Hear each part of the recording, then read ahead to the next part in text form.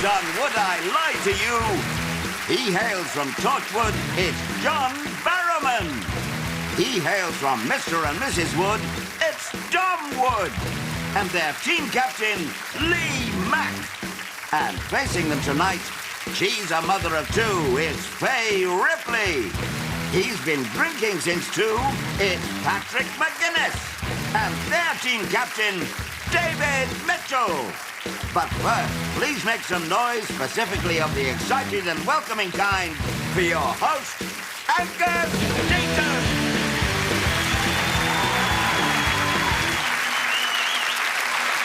Good evening. Thank you, good evening, and welcome to Would I Lie to You, where our panellists have half an hour to prove just how expert they are at barefaced lying. Psychologists have now identified 34 different types of lie, 35 if you include that one.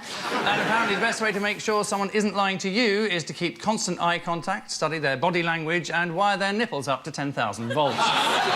In medieval England, a suspected liar would have to carry a red-hot iron bar for 9 paces. If their hands were burned, they were declared a liar and then hanged. Of course, if their hands weren't burnt, they were declared a witch and then hanged. And so, against all our better judgments, we start with round 1, Home Truths, in which guests read out a statement about themselves. At this point, they've no idea what's written on the card. It might be a true fact or a big fat lie that they'll just have to run with. The opposing team then use all their powers of deduction, or failing that, a lot of random guesswork, to establish if it's the truth or, conversely, not. So, John it is with our first Home Truth. John? I was caught short in Prince Charles's garden. What do you mean, caught short?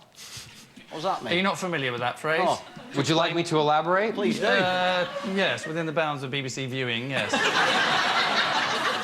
Wee-wee. All right. Taking a piss. Yes. Right. Got you. Excellent. Why were you in Prince Charles's garden? It was a tour. A tour? Which garden of his? He's got many gardens, At right? Highgrove. At Highgrove. The garden at Highgrove? Yes. And you were... What sort of tour? I mean, could I look in the yellow pages? Highgrove has Prince tours. Charles's garden tours. Highgrove has tours. Oh, right, so it's open to the public? Yeah, you have to write and be invited. You have to... Right, and Anyone you from have to send off for an invitation. Well, anyone from the public can write. Dear Charlie, any Yes. chance of a piss in your garden? Does he know, Prince Charles, that you did this? I'm assuming that he might know about it. You assume that a random tourist pissing in his garden, that's going to get back to his garden. It actually set the alarm off. What did he say? You're just bragging now, aren't you? Probably weed through a laser beam. Is there any medical reason why you can't anticipate meeting him? I mean, is that what we're dealing with here? Yeah, I'm incontinent. David, we're going to have to rush you for a decision here. Right. Well, that's a bit odd that you sort of thought... I mean, I'm sure Prince Charles has got a large garden, but I don't think that would constitute being too far from civilization to find a proper loo. Oh, Daddy, you're a dirty little liar. So your team captain, David, you're going to have to make a decision. You're going to have to I override think he's one of telling your... the truth. And you don't? I don't. I'm with you. I think that's a lie. OK, they're saying it's a lie. What is the truth, John? The truth is, the story, it's true. Hey,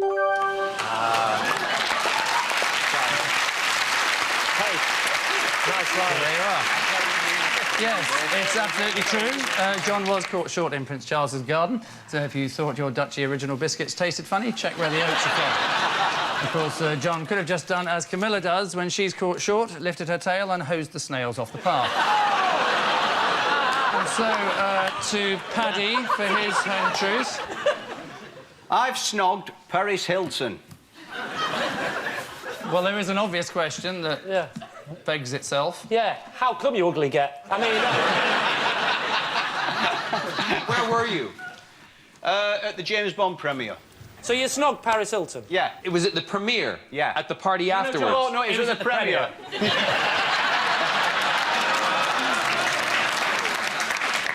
It was a friend of mine, dared me to do it. I went up to her, said hello, and instead of kissing her on the cheek, I went on her lips. Oh, you didn't even ask her, you just lunged in? Yeah. That's confident. What? Oh, hi. That is very confident. What flavour was her lip gloss? If you kissed her, you'd remember the flavour. It was just like sticky. I don't know. It wasn't a flavour. It was sticky. Sticky. Yeah. It was just... I tell you what, you know all the chat-up lines, don't you? Yeah. Oh, thanks, love. That were right, sticky. Magic. You're going to have to come up with some kind of an answer, either true or lie. You see, the thing is, I'm from the same part of the world as he's from, and I can believe this is true. Because it just saves time, money, expense... just why mess about? I ain't got time for all this, love. Yeah. OK, so you're thinking it's probably true? What do you think, Dom? True. Do you reckon? Yeah. What do you think? I'll go with the boys. I'll say true. OK, they're saying it's true. Paddy? Oh, it was a lie! Yes, it is a lie. Paddy has not snogged Paris Hilton, which, if you look at the statistics, is the least probable answer. Paris Hilton, 26, recently likened herself to Marilyn Monroe and Princess Diana, both of whom died sudden deaths at a tragically early age. So, our next home truth comes from Dom, so fess up, if you would. Right. My nickname at school was Ear Sniffer. Our teams will be presented with a celebrity fact or two, whose veracity it's then up to them to vouchsafe or poo-poo. David's team, guess first. So, how true is this? Madonna has her toilet seat removed from every venue she performs at so that no one sells it on eBay. I mean, the thing is that maybe by removing the toilet seats, she's created this sort of mystique. Oh, she has to remove her toilet seats, otherwise people will want to sell them. And in reality, no one will want to sell something that her old arse had touched. So the toilet seat, when they get taken away, where do they go to? A big toilet seat warehouse? They buy a new seat every time and then throw it away at the end. It's a bit obsessive-compulsive, actually, isn't it? It's like people who keep their wee in labelled jars. It's absolutely true. Very obsessive-compulsive people can sometimes do that. They sort of, as it were, file their various excreta. How would you know How would I know? about filing those sorts of Well, things? I am a knowledgeable man, and it's part of my knowledge. You know, if I knew how I knew everything I knew, then I'd only be able to know half as much, because it would all be clogged up with where I know it from. So I cannot always cite my sources, I'm sorry. My lad. Yes. There are other artists who do the same thing. Janet Jackson and Mary J. Blige also insist on having their toilet seats removed. So what are you veering towards?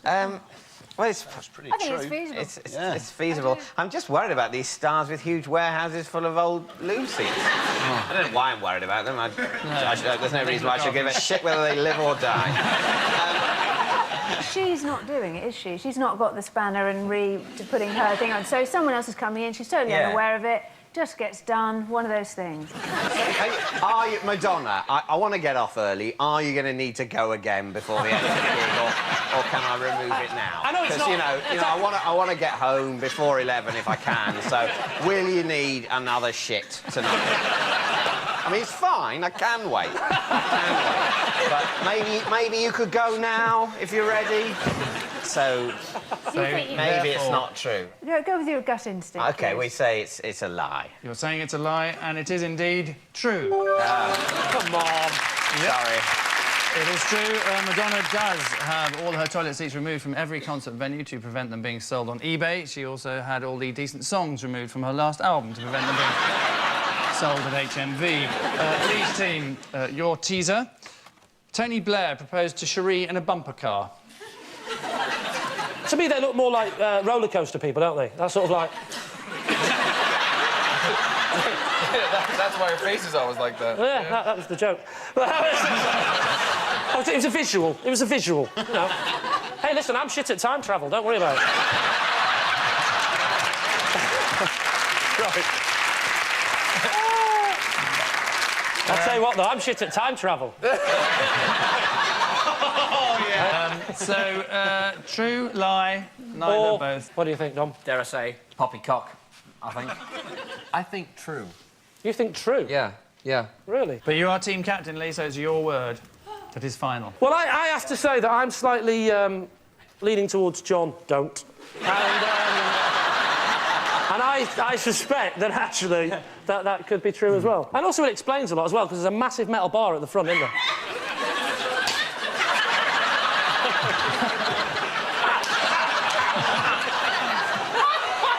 I was going to say no, but no, I better say that, because I'm not going to get asked again.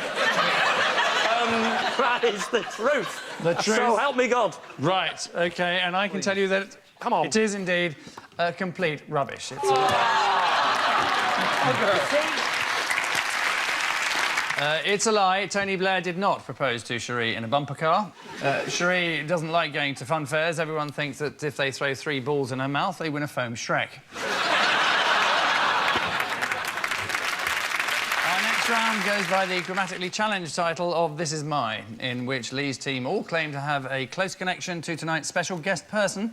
Only one of them is telling the truth, and it's up to David's team to seek that person out and speak his name. So please welcome this week's special guest person, Mark.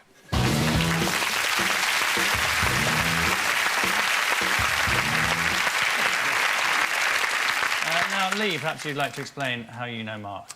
Well, this is Mark. Hi, Mark. And, don't say hello, you rude bugger.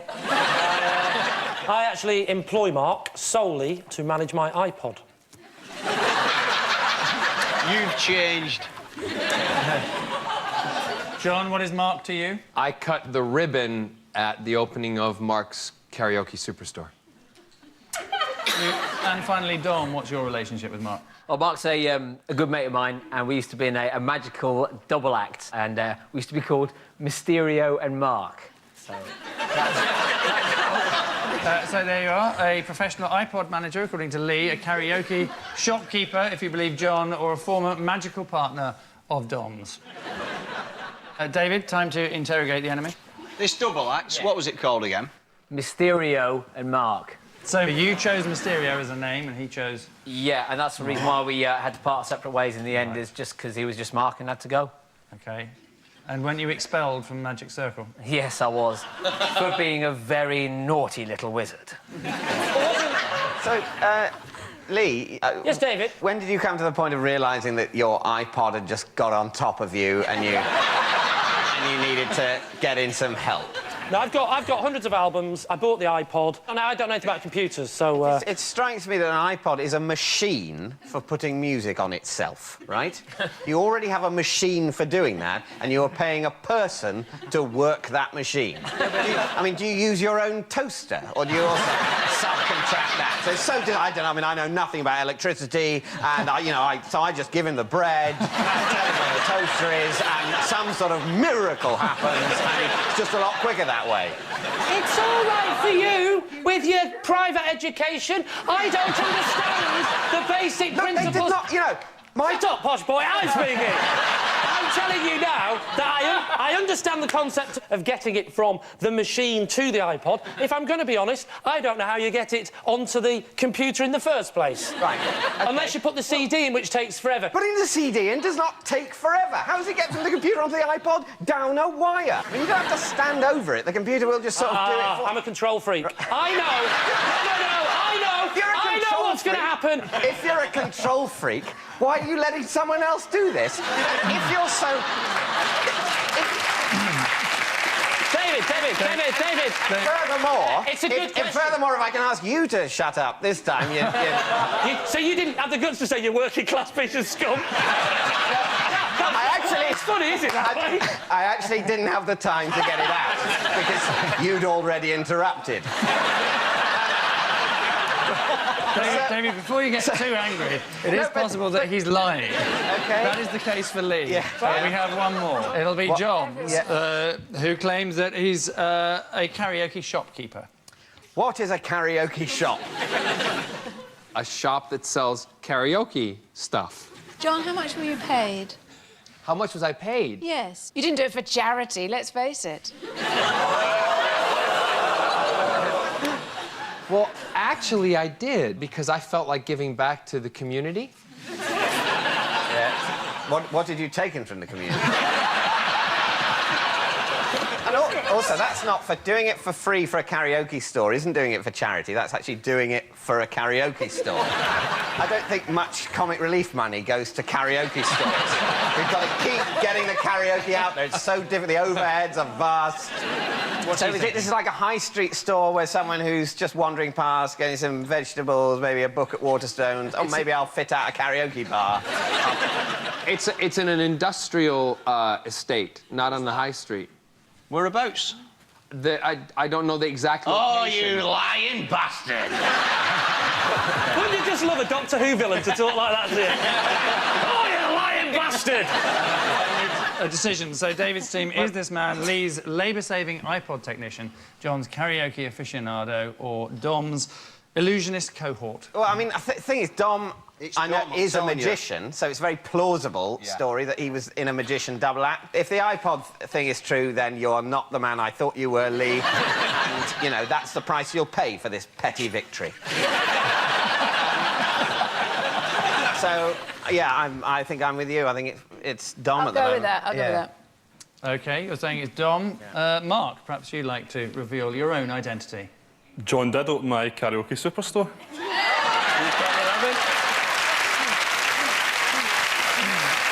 Thanks for that. Thanks very much and well done to Mark.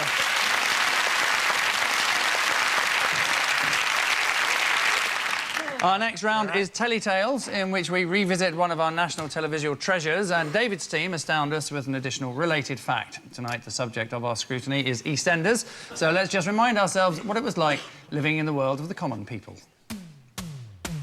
You cow!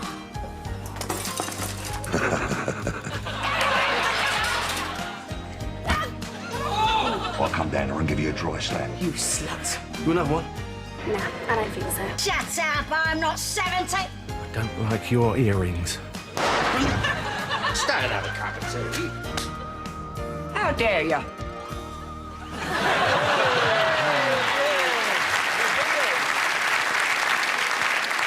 A host of familiar faces from the past being punched, slapped and nutted. Of course, many people consider the golden period of the show to be about 8 o'clock when it ends. So Paddy's fascinating fact is after this piece of beautifully understated dialogue. Hey! Hey! I'm sorry! I love you!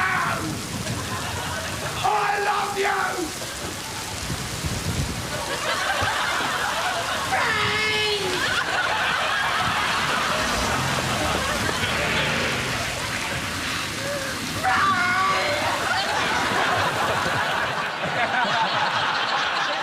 So, what is Paddy's intriguing piece of Pat Butcher trivia? Pam St Clement is a member of the British Abseiling Association. Wait. And has abseiled down Mount Rushmore. As true as I'm sat here. Well, who's Pat St. Clement? I have no clue. She's the woman we just saw that looked like something from the creature from the Blue Lagoon. She plays Pat. Pat in EastEnders. OK, Yeah. gotcha. Yeah. I don't know her by her real name. OK, you do now. British Abseiling Association. What the hell were the British Abseiling Association doing in the United States? Abseiling. Yeah, but... She's quite a formidable woman, is Pat. That's a polite way of putting it. Oh, you're formidable. Well, I mean, she looks like she could abseil. I'll give her that. Really? Oh, I reckon she could do it without rope. Very quickly. I think it's false. I think it's so unlikely that it's likely. Does that make sense? Yeah, you think sure. false? I think it's false, but go for true if you want to go for true, because you said you've never won. All right, hissy mother. All right, well, let's go with you, and you better be right. No. You've made up the head, you can lie on it. I doubt it very much, but John's always right, so I think... I don't understand why we have to sit here and watch this shit. Now, for God's sake, make your mind up. And did points of view get back to you? I would say that the answer to that question is that it is indeed, going by John's answer, false. OK, let's find out how correct you are, Paddy. Truth or baloney? It's a lie! John was right. Yes, Paddy was in fact lying. Pam St Clement is not a member of the British Abseiling Association and has not abseiled down Mount Rushmore, although she did mount the north face of Frank Butcher.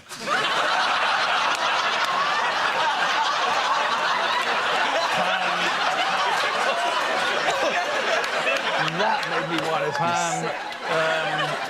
The end of that round, it's David's team who are preparing for the worst, trailing as they do 7-3.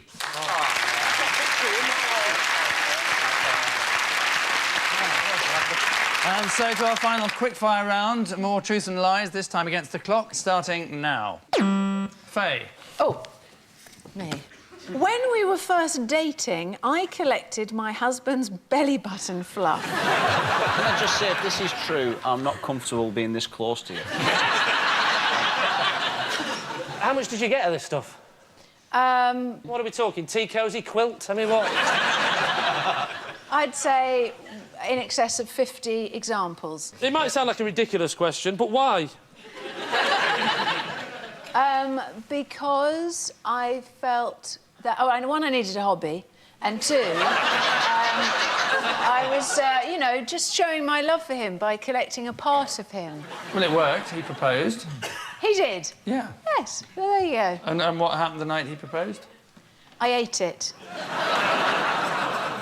I was absolutely buying this, right up until the eating it. I'm with you on that. I'd say false. I believed it up until the eating. Yeah. What he said and what you said. What you both said. False. Right. So is it fact or fantasy? I'm sorry, it's true.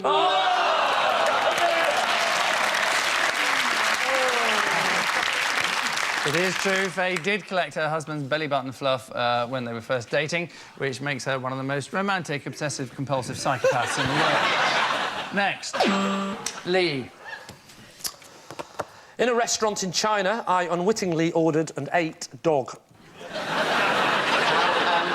When did you find out that it was dog? When I bit into it and said to the waiter, "What is this?" And she said something which apparently means, "I'm sorry, I don't speak English." But then I asked somebody else who was with me, who spoke Chinese, and they said the Chinese for "what is this?" Yeah. To which she said something in Chinese, to which he interpreted, got back to me, Yeah. and said, "Dog." Dog.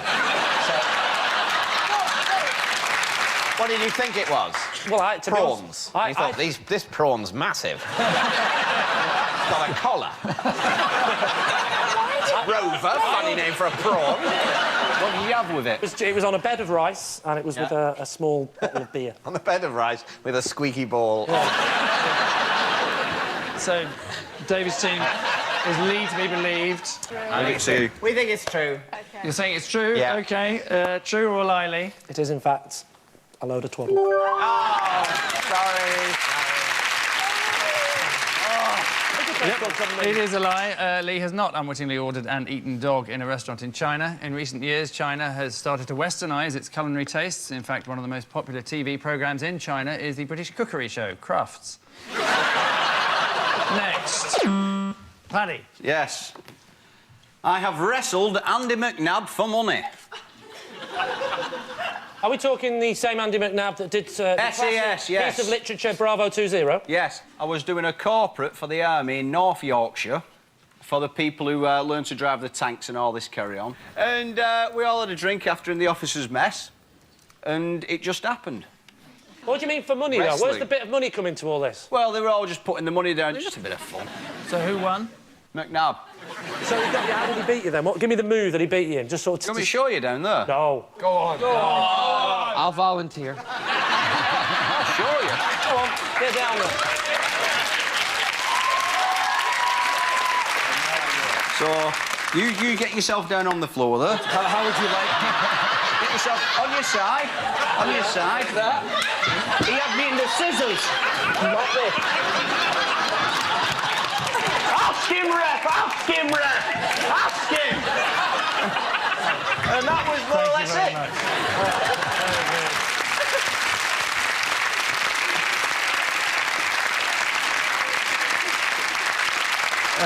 What's your decision, then? I don't know. I imagine Paddy doing that. I can imagine him sort of going... We don't need to, you saw it. That's true. So what do you think, Dom? If you're going to get booked for a corporate event with the Army, it'll be someone like Paddy, so I reckon it's true. I'm going to say false. You're going to say false? Yeah, so you're going to have to decide. OK. I would say that... Yeah, I think that's true. You're thinking it's true? Yeah. OK. They say it's true. It is a lie.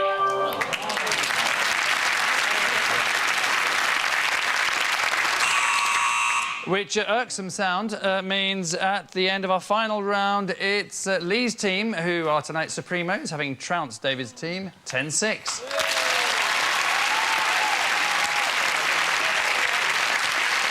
So, Lee's team get our congratulations. David's team get their coats. Join us again soon for some more facts and fabrications. And remember, as American writer Mark Twain once said, of all the creatures, man is the only one that lies. To which his parrot instantly replied, bollocks. Good night. Martial arts meets the Wild West. No, seriously, I'm not lying.